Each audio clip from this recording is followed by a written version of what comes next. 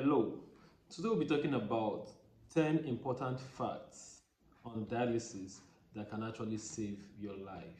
Okay, if you're on dialysis or you know anyone who is on dialysis, I want you to stick to this video to the end because you're going to get this amazing knowledge that is going to help you and the person you love or the person you're caring for or the person you're sponsoring. Okay, so if you're ready, let's begin. Number one fact that you must know about dialysis that can actually save your life or the life of your loved one who is on dialysis is that dialysis is not a cure for kidney failure. What did I say? Dialysis is not a cure for kidney failure. You know, some people after doing dialysis like, I was told that dialysis is going to cure me. I've done one or two dialysis and this thing is still here. My leg is still swollen, my abdomen is still swollen. So I'm here to tell you that dialysis is not a cure for kidney failure. It's not a cure for acute kidney failure. It's not a cure for chronic kidney failure, chronic kidney disease. So it's not a cure at all. Okay, what dialysis does is actually that it helps the body. It removes waste products from the body.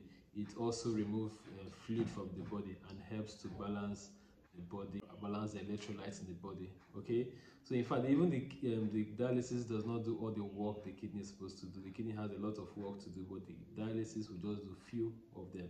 So it's just dialysis is just like an artificial kidney, okay, that plays this role of cleansing and fluid removal. So what am I trying to pass in this point is that dialysis is not a cure for what? For kidney failure. Okay, having said that, we'll now move over to the point is that your first section of dialysis is going to take about 2 hours. So if you're watching this video before you begin your dialysis section, it means that your section of dialysis is going to last for 2 hours, and after that the subsequent ones may last for 4 hours or thereabout. So I don't know if I'm actually communicating. So what am I saying in essence?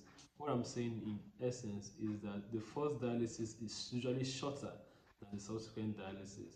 This is to help your body to become used to the machine. It's also to help the nurses and those working in the dialysis unit, dialysis room, to know how to manage you, to understand your body needs, and to understand the machine that works for you, how to set these parameters to actually work effectively for you. So I don't know, you've gotten up to that point. So you'll be surprised that the first time you're coming, you're doing 2 hours, and the next section you'll be coming, you'll be asked to do a longer dialysis for a longer period. Okay, this also to help your body that is not used to an external force working on it now to get acclimatized to this new form of treatment. So now we talk if you're on dialysis and now you've been placed on be it 3 times dialysis a week or as the case may be, you need to realize this important fact that you need to be mindful of the fluid you take in between sections. Okay, fluid you take in between sections is just like you taking the amount of water you take in between dialysis. That means if you're dialyzing on Monday and your next dialysis will be on Wednesday, you also have to look at the watch out for the number of fluids you take in between from Monday till Wednesday, that is your dialysis. Okay, so how do you come up with this amount of fluid that you can actually take in between those days? It is very, very important that you work with your nurses, you work with the renal dietitian and your nephrologist to come up with a fluid restriction that is actually perfect for you. So that is that for this point. And the next point, keeping to your dialysis schedule. A lot of people here in Africa, here in Nigeria, skip dialysis sections for so many obvious reasons. Okay, it could be for financial reasons, it could be for business trips, it could be for anything, what have you. But I want to tell you that it's actually very dangerous for you to skip your sections. So if you're dialyzing, be it any 2 times dialysis, 3 times dialysis, or 4 times dialysis, or you're doing home dialysis, whichever one you're doing, it is actually very, very important that you keep to your dialysis schedule, because when you're doing dialysis, your body gets used to a certain cycle, and when that cycle is breached, your body can actually react adversely to it, and the way your body is going to react to it is not may not be what we know of. Okay, sometimes it may be very very dangerous, sometimes it may just be minimal, sometimes it may not even have anything at all, but sometimes it can actually be very very deadly. So that is why I advise that you do not skip your dialysis section.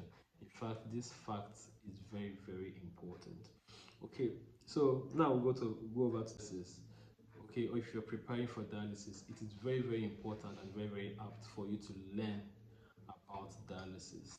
Okay, even as a patient, you don't just depend solely on what your doctor will tell you and what your nurse will tell you in the dialysis unit, because you need to come up with your own argument. Like, if this is this, why is this? Ask questions, ask informed questions, then know what they are doing and what's actually expected of them, and what the outcome of whatever they are doing is supposed to be, so that by the time someone is not getting it right, you're not just there to judge them or to remote control them or to show them that you know, but you're actually there to guide them to actually take proper care of you. Okay, so imagine you're dialyzing in a center where fluid removal is not proper, and you don't know that, you don't have this knowledge that fluid removal is actually something that is very important in dialysis. You'll be getting the wrong dialysis. So now we'll move on to the next point. If you're on dialysis, what is actually the best access that you can have? We have different access for dialysis. We have the femoral access, we have the AV fistula, we have the AV graft, and we have the central line. So all these are different form of access, both permanent and temporal access. So for now, I'm here to tell you about the best form of this access. The best form is actually a permanent access known as the AV fistula. AV fistula is also known as atrioventricular fistula. Okay, so that is the best form of access for you. So if you're on dialysis, maybe you're currently on central venous catheter, you need to start making plans for ACM, this thing for AV fistula. It is actually very very important and also very very key for you. So having said that, if you actually want to be liberal with food, okay, this is another very important fact. If you want to eat what you want to eat, it is very very important for you to do what?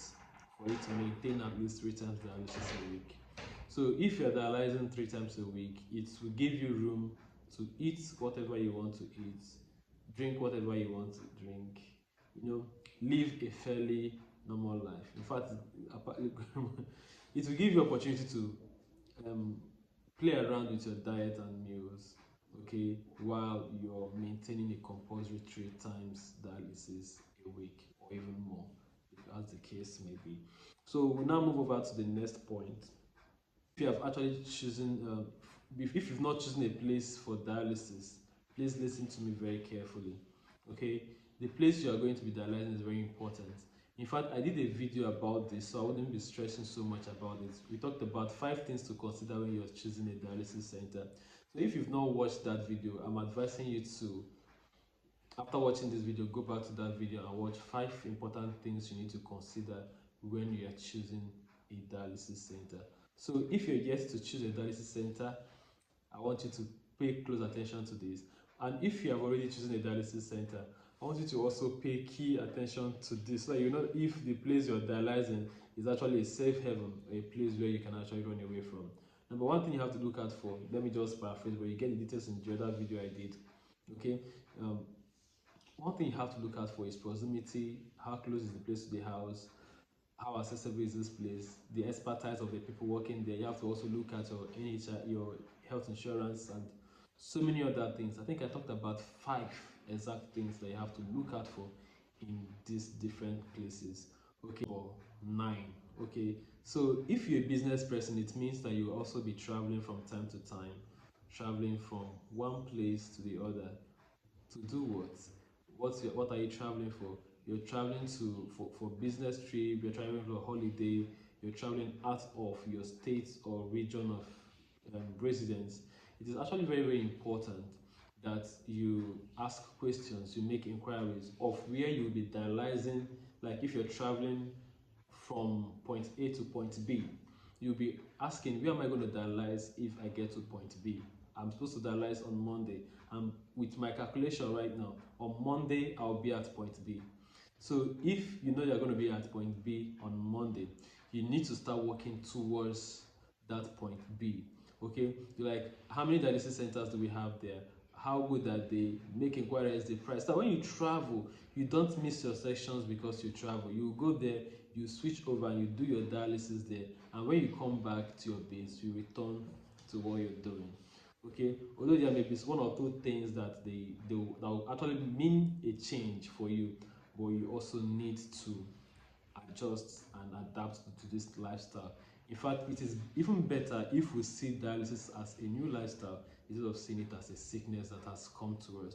If we see kidney failure and placement on dialysis as a new lifestyle, it will actually be very, very it will actually help us in managing this sickness, because we see it as a new lifestyle, adaptation will be easier. But if we see it as one big sickness, I'm suffering, that is killing us, it will affect our psyche and even make the sickness become worse.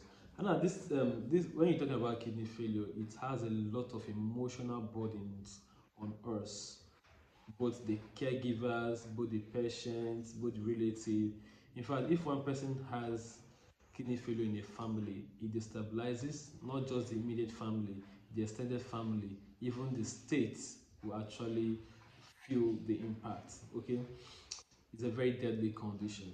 So, having stated that, now the last point we'll be talking about, point number 10.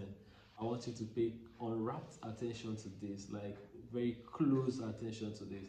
Point number 10. What is the point number 10 I want us to discuss right now? The point number 10 I want us to discuss is that no two sections of dialysis is the same. Okay, your dialysis on Monday and your dialysis on Wednesday can never be the same. Okay, so you may go to dialysis for dialysis today and everything goes on smoothly, and the next dialysis you discover that you'll be needing 2 or 3 resuscitations before the end of the dialysis. Although some of these things can be preventable, but most of the time just prepare your mind that no two dialysis sections are the same, and anything can happen in between dialysis. Prepare yourself, prepare your mind. I've seen people who come for dialysis treatment and they don't go back home the same day, okay, because of one or thing or the other that has actually happened in between dialysis or during dialysis or after dialysis. They couldn't go home. Okay, so you have to come prepared, and as much as possible, I advise my patient to come with a relative, to come with someone. Don't come alone. Okay, so anyhow it is, don't be, even if you're dialyzing yourself at home, like you're doing home dialysis, please don't do it alone.